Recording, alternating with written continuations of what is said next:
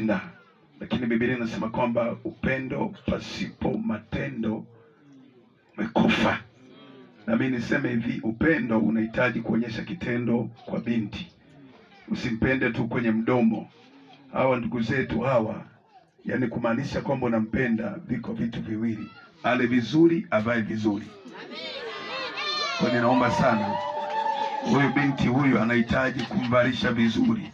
Hii sura hii isipotee, hakikisha haipotei hii sura.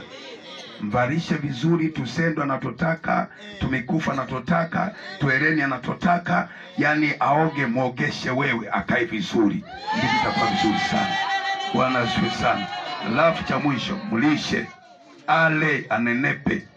Kama kule kwa wazazi tunashukuru Mungu hapa anaipushi, lakini zikarejee zingine, anenepe. Bwana Yesu asifiwe sana. Kwa Mungu akubariki sana mwanangu, na Mungu akusaidie kwenye ndoa yako. Nimalize kwa kusema hivi kwamba sisi utatukuta tarehe 20 Jumapili kule, ndo sisi tutafanya jambo letu kwa ajili ya mtoto wetu Elia, na Mungu mbinguni awabariki.